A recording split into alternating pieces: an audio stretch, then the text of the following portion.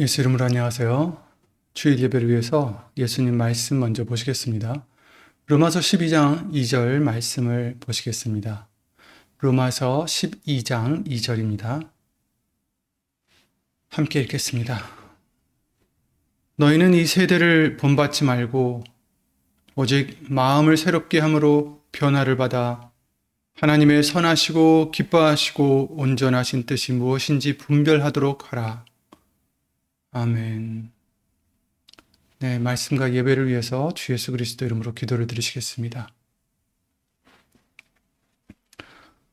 예수의 이름으로 신 전전능하신 하나님, 오늘도 우리를 긍휼히 여기시고 사랑하여 주셔서 예수님 말씀 속으로 인도해 주심을 주 예수 그리스도 이름으로 감사를 먼저 드립니다.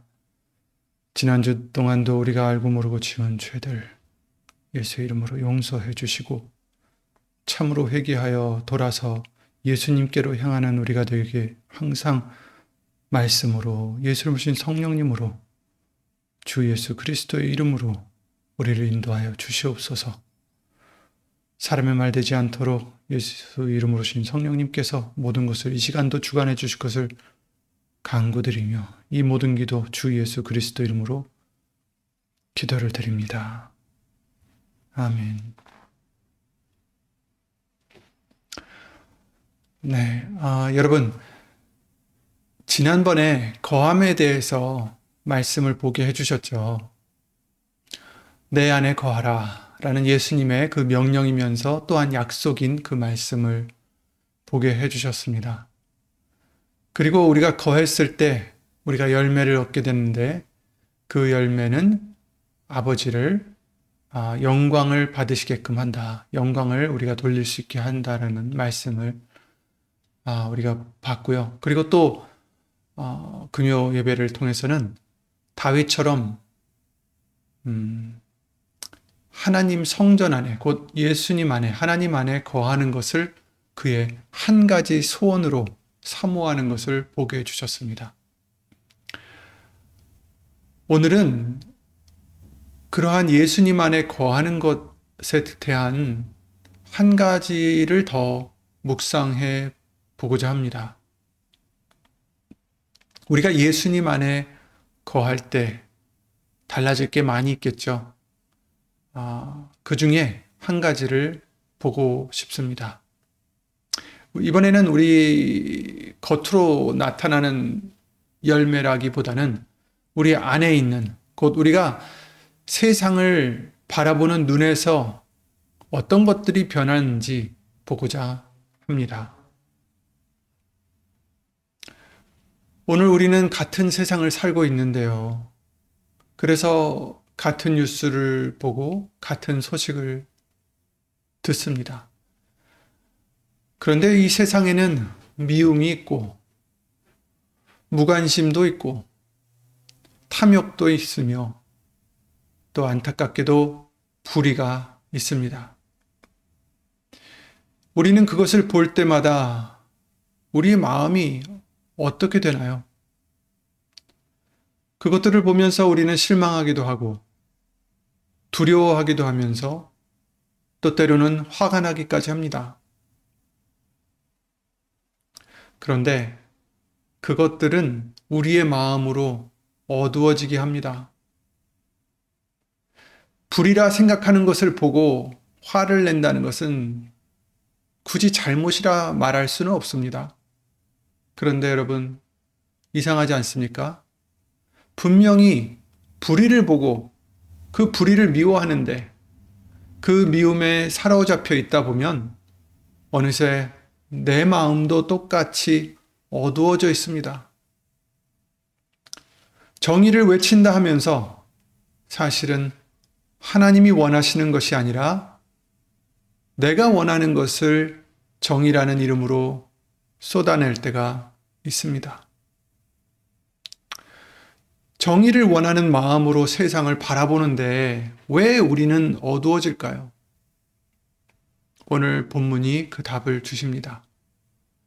우리가 무엇을 통해 어디에 거하면서 세상을 보느냐, 그게 문제라는 것입니다. 그래서 너희는 이 세대를 본받지 말라. 야고보서 1장 20절에도 이렇게 말씀하십니다. 사람의 성내는 것이 하나님의 의를 이루지 못함이니라. 분노가 항상 틀린 것은 아니지만 사람의 성내는 것이 하나님의 의를 이루는 것은 아니라는 말씀입니다. 그래서 우리는 불의를 볼 때조차 내 분노로, 내 분노의 눈으로, 내 분노의 마음으로 보는 것이 아니라 불의를 볼 때도 예수님의 마음으로 보아야 된다는 것입니다. 본문의 첫 마디죠. 너희는 이 세대를 본받지 말라. 본받는다는 것은 그 세대의 모양을 닮아간다라는 얘기입니다. 그런데 우리는 어떻게 세상을 닮아갑니까? 우리가 어떤 큰 죄를 져서가 아닙니다.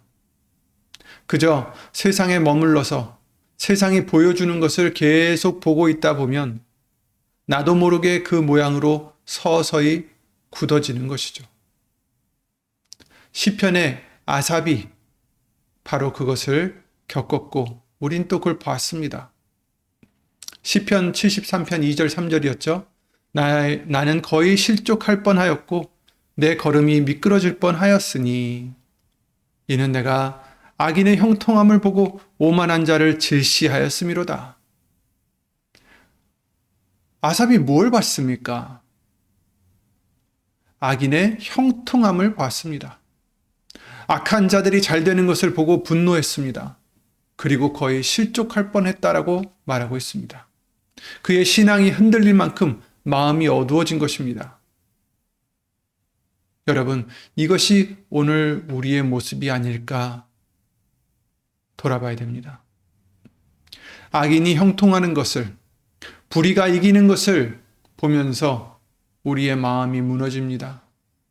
그런데 아삽은 그것을 어떻게 그 어두움에서 빠져나왔습니까?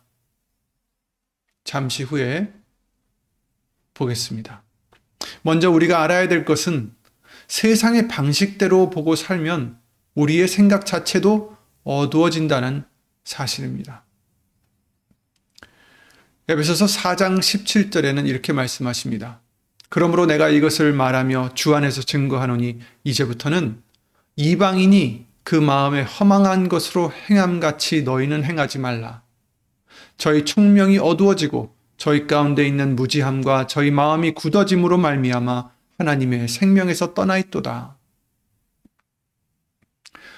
세상의 방식으로 보면 생각하는 능력, 분별하는 눈 그 자체가 어두워진다 하십니다. 총명이 어두워진다 하십니다.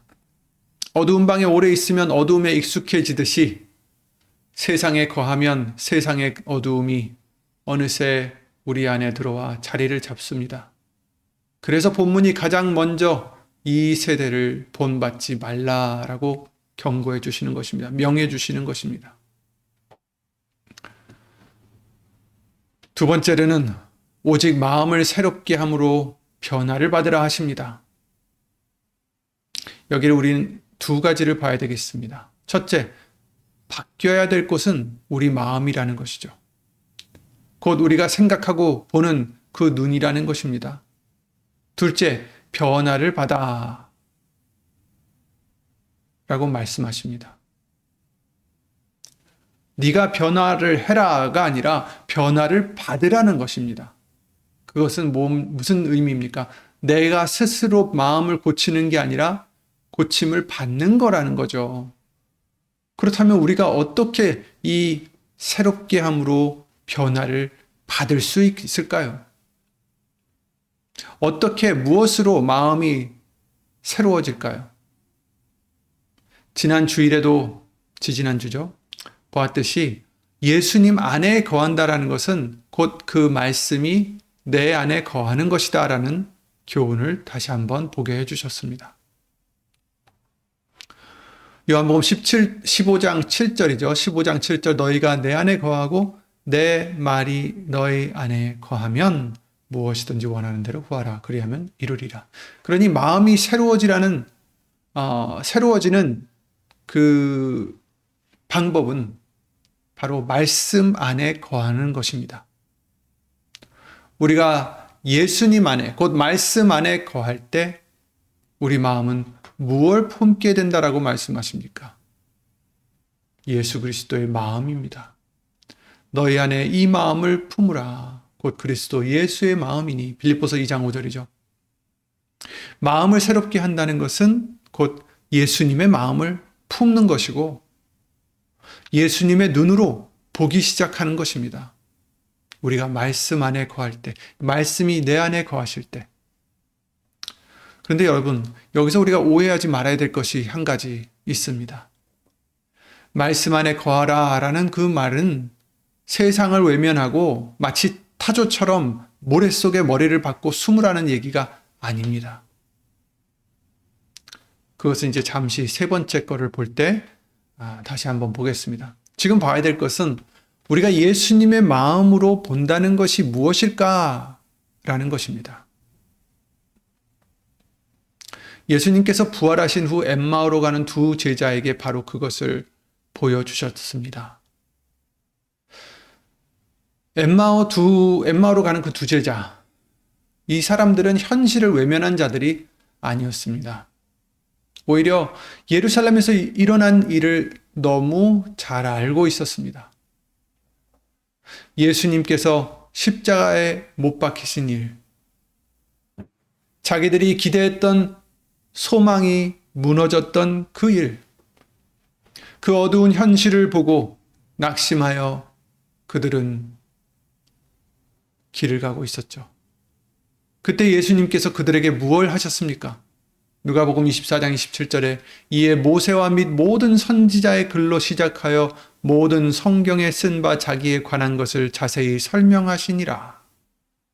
그들에게 말씀을 들려주셨습니다. 예수님은 그들에게 현실을 보지 말라고 하지 않으셨어요. 예루살렘에서 일어난 일들을 잊으라고 하지 않으셨습니다.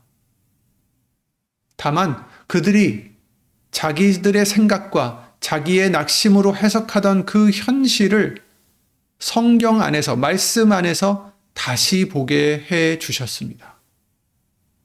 그들에게는 십자가는 실패같이 보였습니다. 그러나 예수님께서 성경을 열어주시자 그 십자가가 바로 하나님의 구원의 뜻이었음을 볼 수 있게 된 거죠. 그들에게는 끝처럼 보였던 것이, 절망처럼 보였던 것이 사실은 하나님의 약속이 이루어지는 길이었음을 깨닫게 된 것입니다. 그래서 나중에 그들은 이렇게 고백하죠. 32절에 우리에게 말씀하시고 우리에게 성경을 풀어주실 때에 우리 속에서 마음이 뜨겁지 아니하더냐. 말씀이 열리니까 그들의 마음이 뜨거워졌습니다. 뜨거워졌다는 게 뭡니까? 깨달았다는 거죠. 그 말씀이 그들 속에서, 믿는 자 속에서 역사하신 것입니다. 현실이 바뀐 게 아니었어요. 예수님은 고난을 받으셨고 십자가에 못 박혀 죽으셨습니다. 그런데 그들이 본 사건이 바뀐 게 아니었는데도 그들을 바뀐 게 뭐였습니까? 그 현실을 보는 눈이 바뀐 것입니다. 자기 낙심으로 보던 그 십자가를 이제는 하나님의 뜻 안에서 다시 보게 된 거죠. 자기의 생각대로, 자기의 마음대로 봤을 때는, 자기의 눈으로 봤을 때는 십자가는 절망이었고 끝이었고 패배였습니다. 그런데 말씀 안에서 하나님의 마음으로, 예수 그리스도의 마음으로 그 사건을 바라보니 그것은 실패가 아니라, 패배가 아니라 오히려 승리였던 것이죠. 그러므로 말씀 안에 거한다는 것은 세상을 외면하고 타조처럼 모래 속에 머리를 박는 것이 아닙니다. 오히려 말씀 안에서 예수님을 보고 예수님의 마음으로 현실을 다시 보는 거죠. 우리가 예수님의 마음으로 성경을 읽을 때도 그래요. 예수님의 마음으로 보셔야 됩니다.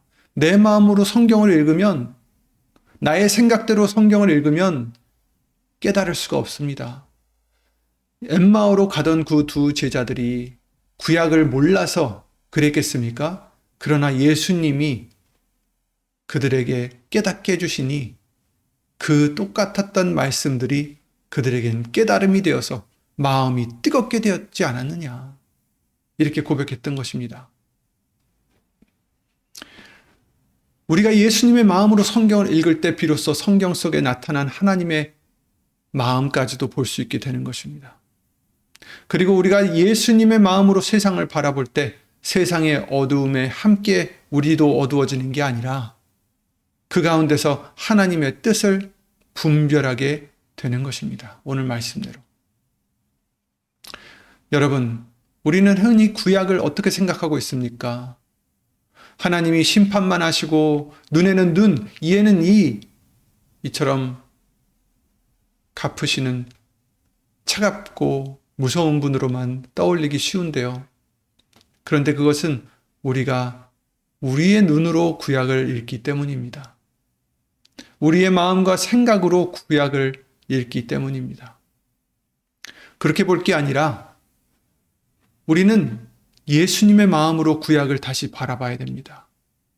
율법을 주시던 그 시내산에서 하나님이 친히 자기를 어떻게 말씀하셨습니까? 출애굽기 34장 6절에 여호와께서 그의 앞으로 지나시며 반포하시되 여호와로라 여호와로라 자비롭고 은혜롭고 노하기를 더디하고 인자와 진실이 많은 하나님이로라. 아멘. 하나님은 심판만 하시는 차가운 하나님이 아니십니다. 공의로우시되 자비로우시고 죄를 미워하시되 긍휼이 풍성하시며 사랑하시며 노하기를 더디하시고 인자와 진실이 많으신 하나님이라 라고 친히 말씀하셨습니다. 그것은 진실입니다. 구약의 하나님과 신약의 하나님이 다른 분이 아니잖아요. 동일하신 사랑의 하나님이십니다. 그 사랑이 가장 놀랍게 나타나는 곳이 어디입니까? 이스라엘이 수없이 배신할 때입니다. 은혜를 베푸셔도 그들은 또 급할 때만 하나님을 찾다가 또 배신하고 긍휼을 베푸셔도 또 돌아서는 그 백성을 향해서 하나님의 마음을 이렇게 말씀하십니다. 호세아 11장 8절입니다. 에브라임이여 내가 어찌 너를 놓겠느냐? 이스라엘이여 내가 어찌 너를 버리겠느냐? 내가 어찌 너를 아드마같이 놓겠느냐? 어찌 너를 스보임같이 두겠느냐? 내 마음이 내 속에서 돌아서 나의 긍휼이 온전히 불붙듯 하도다. 아멘. 배신당하신 아버지의 마음입니다. 마땅히 버려야 할 자식인데 내가 어찌 너를 놓겠느냐 하시며 긍휼이 불붙듯 하신다 하십니다. 이것이 구약 곳곳에 숨어있는 하나님의 마음이십니다. 그리고 그 마음의 절정이 어디서 또 나타납니까? 바로 이 땅에 오신 예수님으로 나타나죠. 그렇게 수없이 배신하던 백성이 결국 자기들을 구원하러 오신 예수님마저도 십자가에 못 박았습니다. 그럼에도 그 십자가 위에서 예수님이 뭐라고 말씀하셨습니까? 아버지여 저희를 사하여 주옵소서. 자기의 하는 것을 알지 못함이니이다. 자기를 못 박는 자들을 위해 용서를 구하셨습니다. 구약에서 내가 어찌 너를 버리겠느냐 하시던 그 마음이 십자가에서 저희를 사하여 주옵소서로 완성이 된 거죠. 보세요. 구약의 하나님, 또 십자가의 하나님, 그 사랑이 동일합니다. 우리가 예수님의 마음으로 성경을 읽으면 구약이든 신약이든 비로소 하나님의 한결같은 사랑이 보이기 시작합니다. 그 긍휼이, 그 은혜가 보이기 시작합니다. 또 우리가 또 그 예수님의 마음으로 세상을 보더라도 하나님이 원하시는 열매를 맺을 수가 있는 것입니다. 세 번째로 하나님의 선하시고 기뻐하시고 온전하신 뜻이 무엇인지 분별하도록 하라라고 말씀하십니다. 이제 마음이 새로워진 사람은 분별하게 됩니다. 하나님의 뜻을 분별하게 됩니다. 곧 같은 세상을 보더라도 하나님이 무엇을 원하시는지를 보게 되는 것입니다. 아까 아삽의 사건을 우리가 기억하시죠? 악인의 형통을 보고 실족할 뻔했던 그 아삽이 어떻게 회복이 됐다고 말씀해 주셨습니까? 하나님의 성소에 들어갈 때에야 깨달았다 하십니다. 시편 73편 15절에서 17절이죠. 거하는 자리를 옮긴 거죠. 세상에 서서 보던 그 눈으로는 우리의 마음이 어두워지기만 했는데, 분노로만 찼는데, 우리는 의분이라 해서 그랬는데, 하나님의 성소에 들어가서 곧 하나님 앞에 거하여서 말씀 안에 거하여서 그분의 눈으로, 그분의 마음으로 보니, 예수님의 마음으로 보니 똑같은 광경이 다르게 보였던 것입니다. 문제는 아삽이 봤던 그 광경이 문제가 아니었습니다. 그가 서서 있던 자리였던 거죠. 어디에 거했는지 성소에 들어갈 때야 깨달음을 받았습니다. 우리도 말씀 안에 들어가서 예수님의 마음을 품을 때 이 세상을 보면, 또 말씀을 보면 달라질 것입니다. 우리의 마음의 시각인 것이죠. 그러면 다시 한번 생각해 보시기 바랍니다. 예수님의 마음으로 세상을 본다는 것이 세상을 그저 외면하고 숨는 것입니까? 아니죠. 예수님께서 우리를 위해 친히 기도하실 때 뭐라고 말씀하셨는지 다시 한번 보겠습니다. 요한복음 17장 15절에 내가 비옵는 것은 저희를 세상에서 데려가시기를 위함이 아니요 오직 악에 빠지지 않게 보존하시기를 위함이니이다. 예수님께서는 우리를 세상에서 빼내달라고 기도하지 않으셨습니다. 세상 가운데 두시되 악에 빠지지 않게 지켜달라 하셨습니다. 그러니 말씀 안에 거하는 것은 세상에서 도망치는 게 아닙니다. 세상을 새로운 눈으로 보기 위해서 예수님 안에 들어가는 것입니다. 그리고 그 새로운 눈으로 다시 세상에 나가서 우리는 뭘 할 수 있습니까? 빛을 비추는 것이죠. 마태복음 5장 14절 말씀입니다. 너희는 세상의 빛이라. 산 위에 있는 동네가 숨기우지 못할 것이요 사람이 등불을 켜서 말 아래 두지 아니하고 등경 위에 두나니 이러므로 집안 모든 사람에게 비치느니라. 이같이 너희 빛을 사람 앞에 비치게 하여 저희로 너희 착한 행실을 보고 하늘에 계신 너희 아버지께 영광을 돌리게 하라. 아멘. 등불은 말 아래 숨기는 게 아니라 등경 위에 두는, 그래서 비추는 것이다 라고 말씀하십니다. 세상의 어두움에 물들어서 함께 어두워지는 게 아니라 예수님의 마음을 받아서 그 어두움 가운데서 빛을 발하는 것이다 라는 거죠. 그래서 예수님의 마음으로 세상을 보는 사람은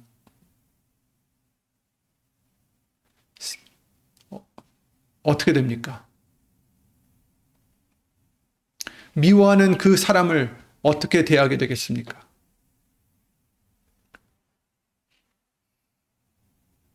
원수를 사랑하고 핍박하는 자를 위해서 기도하게 됩니다. 마태복음 5장 44절 너희 원수를 사랑하며 너희를 핍박하는 자를 위하여 기도하라.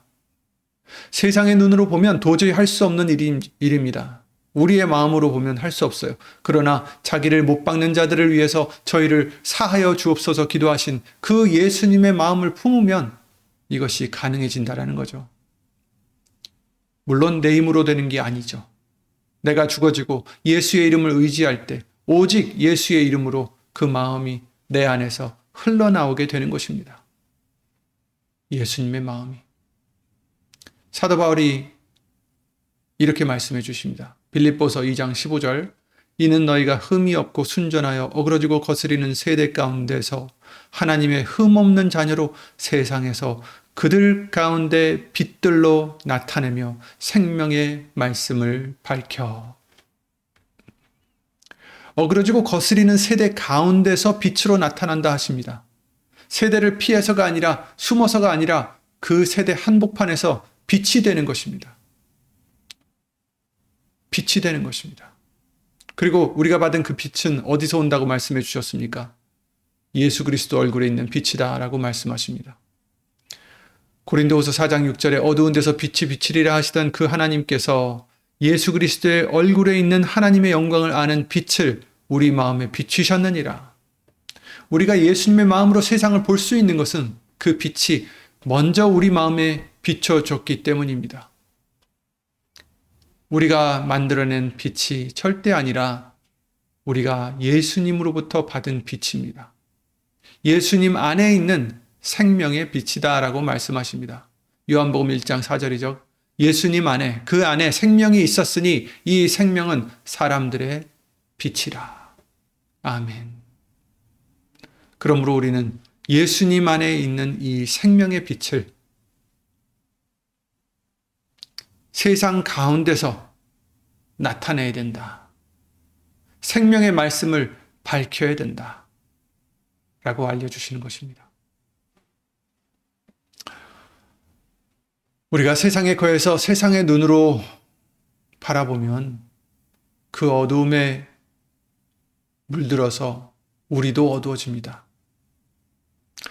그러나 예수님 안에서, 곧 말씀 안에서 거하면서 우리의 마음이 새로워지면 우리는 예수님의 마음으로 보기 시작합니다. 구약을 보아도, 신약을 보아도, 지나간 역사를 봐도, 오늘의 뉴스를 보아도 그 모든 것을 예수님 마음으로 보게 되는 것이죠.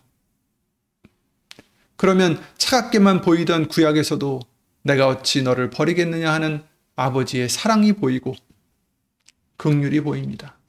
그 사랑의 절정이 십자가의 예수님이심을 항상 보게 해주십니다. 그리고 그 마음으로 세상을 보면 우리도 어두워지는 게 아니라 그 어두움 가운데서 빛을 발하게 된다라고 말씀하십니다. 그러므로 여러분, 이번 한 주간도 세상의 어두운 소식 앞에서 함께 어두워지려 할 때마다 잠시 멈추시고 그리고 되물으시기 바랍니다. 예수님, 이것을 보시는 예수님의 마음은 어떠십니까? 우리가 예수님의 마음을 어떻게 알겠어요? 말씀으로 들어가야 합니다. 말씀 안으로 들어가 예수님의 마음을 알고자 할 때 우리의 시각도 달라질 것입니다. 그러므로 여러분, 오늘 말씀대로 이 세대를 본받지 마시기 바랍니다. 세상의 소리와 분노와 어두움이 우리 마음까지도 빚어두게 두지 마시기 바랍니다. 오직 말씀 안에서 거하면서 예수님의 마음으로 새롭게 마음을 변화받으시길 바랍니다. 내 눈이 아니라 예수님의 눈으로, 내 마음이 아니라 예수님의 마음으로 세상을 바라보시기 바랍니다. 그럴 때 우리는 하나님의 선하시고 기뻐하시고 온전하신 뜻을 분별하게 해주실 줄 믿습니다. 그리고 그 뜻을 따라서 이 어두운 세대 가운데서 예수님의 빛을 바라는, 예수의 이름으로 바라는 우리 모두가 되시기를 예수 이름으로 기도드립니다. 예수 이름으로 기도드리고 주기도문을 마치겠습니다. 예수의 이름으로 신 전지전능하신 하나님, 주 예수 그리스도 이름으로 감사를 드립니다. 우리가 이 세상에 살아가면서 참 어두운 소식들이 들려올 때마다 우리의 마음이 무너지고 때로는 참 분노가 날 때도 있습니다. 그러나 예수님, 오늘 말씀대로 이 세대를 본받지 말고 오직 예수님 안에서, 말씀 안에서 마음을 새롭게 하심으로 변화를 받아 하나님의 그 온전하신, 선하시고 온전하신 그 뜻을 분별할 수 있는 우리가 될 수 있도록, 그래서 세상에서 예수님의 빛을 예수의 이름으로 바라는 우리가 될 수 있도록 항상 주 예수 그리스도 이름으로 도와주시옵소서. 하나님의 크신 그 사랑과 예수님의 한없는 은혜와 예수의 이름으로 보내신 성령 하나님의 교통하심과 운행하심이 항상 함께 해주실 것을 믿사옵고 이 모든 기도 주 예수 그리스도 이름으로 기도를 드리옵나이다. 아멘. 하늘에 계신 우리 아버지여, 이름이 거룩히 여김을 받으시오며 나라의 마옵시며 뜻이 하늘에서 이룬 것 같이 땅에서도 이루어지이다. 오늘날 우리에게 일용할 양식을 주옵시고 우리가 우리에게 죄 지은 자를 사하여 준 것 같이 우리 죄를 사하여 주옵시고 우리를 시험에 들게 하지 마옵시고 다만 악에서 구하옵소서. 나라와 권세와 영광이 아버지께 영원히 있사옵나이다. 아멘.